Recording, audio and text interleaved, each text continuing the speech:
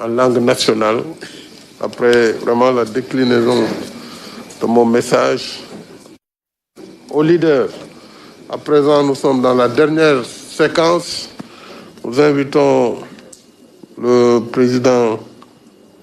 El Hadji Momar Samb, leader de la RTA-S, pour nous donner lecture de la motion. Merci, Momar.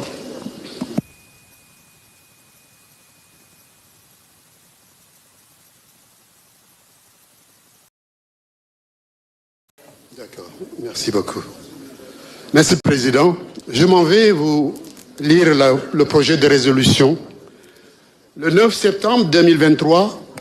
la conférence des leaders de Benno Bokk Yakaar et de la grande majorité présidentielle s'est réunie autour de son président, son Excellence, M. Macky Sall, pour examiner la question de la candidature de la coalition à la prochaine élection présidentielle de 2024. Rappelant les conclusions de la dernière réunion de la conférence des leaders du 10 juillet 2023 de notre coalition, qui avait confié au président de la coalition Benno Bokk Yakaar un mandat aux fins de procéder au choix du candidat qui doit porter le drapeau de la coalition pour l'élection présidentielle de février 2024. Après avoir entendu la communication du président Moustapha Niasse sur le processus de concertation et de consultation des coalitions et des partis, ainsi que des candidats à la candidature qui devaient aboutir au choix du candidat de Benno Bokk Yakaar, considérant l'attachement des leaders à la cause commune, consistant à privilégier en toutes circonstances la primauté de la cohésion nationale, de l'intérêt général au service du pays, de sa stabilité et de son progrès. Imbu du puissant esprit de Benno qui a valu à notre coalition les belles victoires remportées lors de toutes les compétitions électorales auxquelles notre majorité a participé depuis 2012. S'inspirant de l'exemplarité du choix du président Macky Sall qui, animé de ce bel esprit, d'une haute portée morale à saluer, a décidé de ne pas se présenter à la prochaine présidentielle de 2024. Considérant que le ressort essentiel de cette échéance électorale repose sur les enjeux fondamentaux de l'heure, à savoir la préservation de la République et de la démocratie, la sauvegarde de la paix et de la stabilité, pour la poursuite dans la sécurité des politiques publiques autour du socle que constitue le plan Sénégal émergent. Consciente de la complexité d'un choix qui induit une élimination dans un contexte marqué par des défis de toutes sortes, surtout sécuritaires, eu égard aux menaces liées au terrorisme, à la veille de l'entrée de notre pays dans l'économie pétrolière et gazière. Considérant enfin la nécessité impérieuse pour Benno Bokk Yakaar de s'acquitter d'un tel devoir pour répondre à l'attente et à l'espoir des milliers de militants et des millions de Sénégalais qui comptent sur Benno Bokk Yakaar pour sauvegarder la paix et la stabilité dans notre pays, afin de voir se réaliser les projets politiques d'émergence économique et sociale qui ont fait leur preuve depuis la mise en œuvre du PSE. La conférence des leaders décide d'adresser ses vives félicitations au président Macky Sall pour son engagement personnel et de saluer les efforts déployés par le président Moustapha Niasse ainsi que toutes les bonnes volontés dans le processus du choix du candidat de Benno Bokk Yakaar. 2. De porter la candidature de M. Amadou Ba et de l'accompagner dans ce combat crucial de la présidentielle du 25 février 2024 pour le triomphe de notre coalition, pour le triomphe de la paix et de la stabilité dans notre pays, pour la sauvegarde du modèle démocratique sénégalais, pour la poursuite des politiques publiques porteuses de progrès pour le peuple sénégalais. 3. De mettre tout en œuvre pour que tous les responsables de Benno Bokk Yakaar et de la grande majorité présidentielle, dans leurs différentes composantes, coalitions, partis, mouvements divers et personnalités,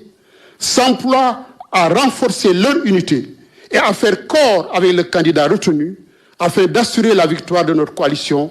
contre l'aventure et le chaos dont rêve une certaine opposition.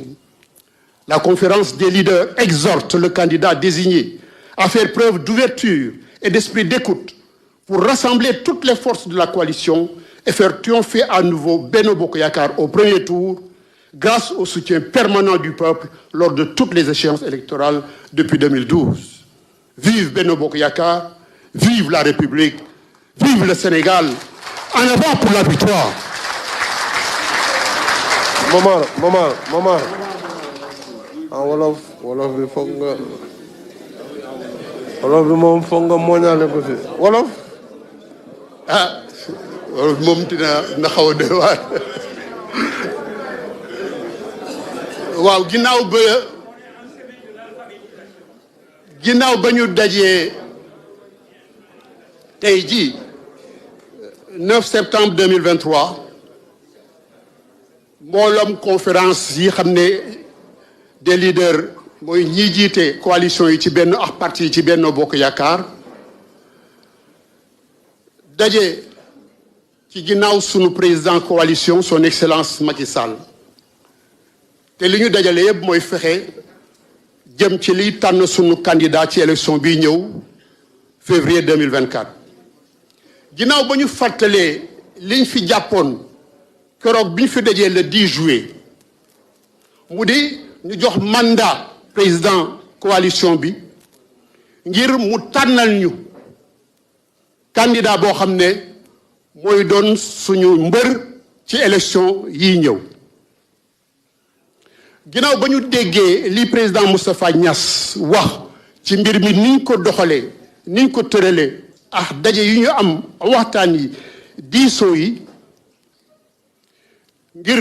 am candidat boo xam ne mooy suñu mbër ci élection yii ñëw muy février 2024 ginnaaw ba ñu nattee ba xam lu wér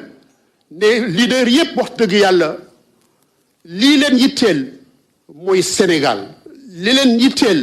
mooy jiital Sénégal fàtte seen bopp fàtte fa ñu bokk ngir rek njariñu réew mi ak njariñu askan wi ñu boole ci tamit ne lii xam ne moo fees sunu xol fees sunu ruu muy xalaatu bennoo boobu xam ne moo ñuy bennale ngir yaakaaru Sénégal tekki ci réew mi te loolu moo ñuy may boobu ba léegi ñu am ay ndam ci élection yu jaar yépp loolu dañu wax ne cëslaay la ci ñun ñu boole ci ndëkk beneen cëslaay boo xam ne dañ ko jële ci lii xam ne moom la président Macky Sall wane fan yi passé muy 3 juillet ndax rek loolu fees xolam tamit di fàtte boppam ci lépp ngir njariñu askan wi ak ngañuru réew mi ñu ne loolu lu ñu mat a kañ la lu mat a téye la te loolu moo ñu war a inspiré moo ñu war a roofu ba fees nu ñun ñëpp ñoo xam ne ñoo teewal Benno Bokk Yaakaar fii ñu toog nii ngir ñu mën a def tànn bu méngoo ak boobu xalaat waaw ba ñu déggee jógee ci loolu ndëg ñu wax ne lii ñu war a tënk dëgg xam ko fa ñu war a taxaw ndëg te ñun ñëpp di ay kilifa fa ñu war a taxaw mooy dafa am lu jot ci réew mi mooy réew mi dafa tollu diggante dafa génn ci guto goo xam ne bu dul woon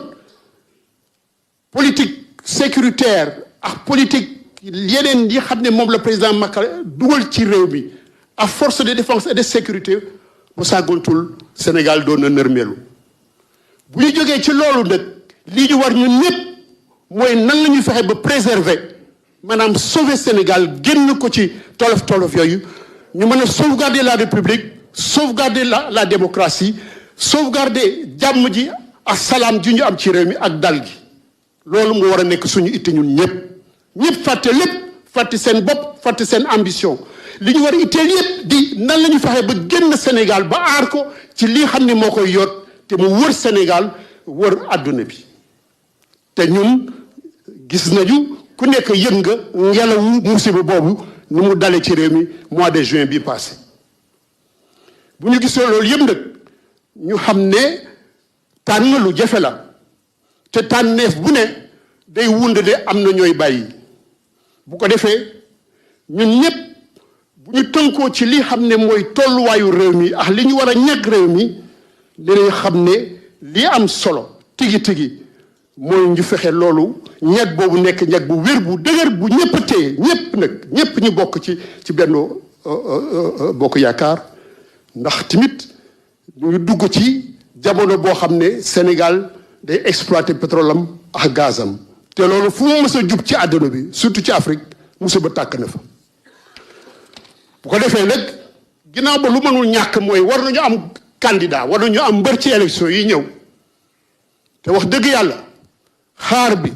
ak yaakaar bi militant yi am di ay junni yaakaar bi askan bi am di ay millions de Sénégalais faw nag ñu am ko ñu tànn faw ñu am ko ñu tànn ala kulli yàllin loolu moo tax ngir loolu ñu mën ko taxawal aar réew mi ñàkk ko aar république ñàkk ko continuer nag di wéyal politique yi xam ne moo indi jàmm lii xam ne mooy naataange ci réew mi te ñépp teg ci seen baaraam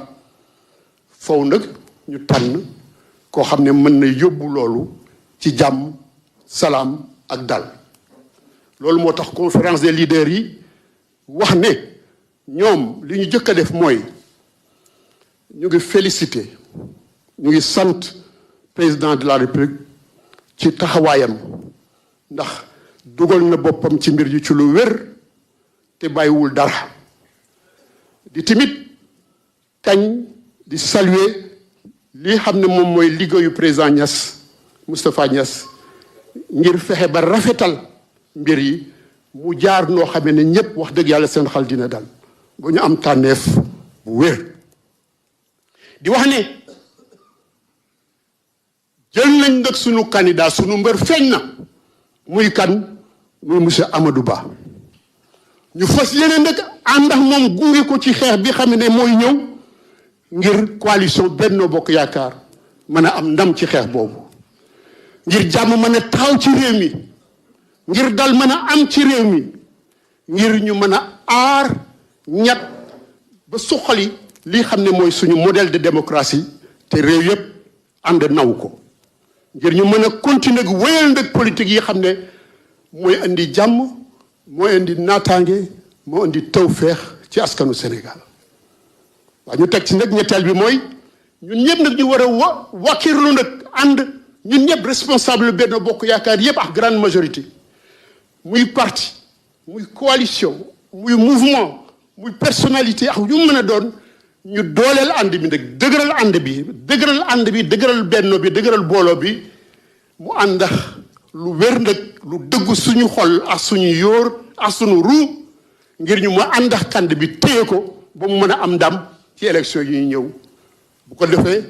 nañ moytu li xam ne ñenn moom la ñu bëggaloon réew mi mooy nërmeel ko daaneel ko ci musiba nar a laay moo tax conférence des leaders ba mu jëlee dogal boobu dafay oo nag candidat bi xam ne moom ñu tànn mu am ak dal am ak yaatu nekk ko am dënn bu yaatu di déglu ñëpp ba mën a boole njaboot gi yëpp ba ñu mën a fexe ba ndam lii ñëw ñu am ko ci jàmm ak salaam ci jamono bu sedd comme niñ ko daan defee depuis 2012 moo tax ñuy wax vive Benno Bokk Yaakaar ne Benno Bokk Yaakaar dund jëm ca kanam na République Sénégal dund gën a dëgër jëm ca kanam na Sénégal dund ak jàmm ak dal ak salaam dem ca kanam gars yi en avant pour la victoire ndam rek.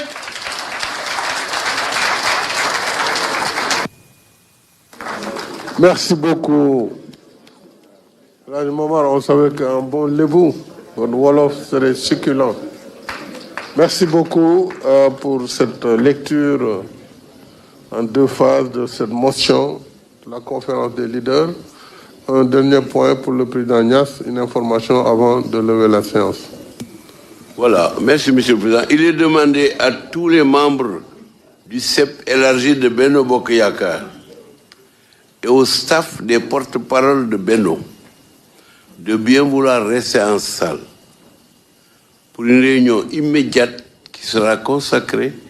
à la prise en charge de la communication portant sur l'importante décision prise ce jour par la coalition Benno Bokk Yaakaar.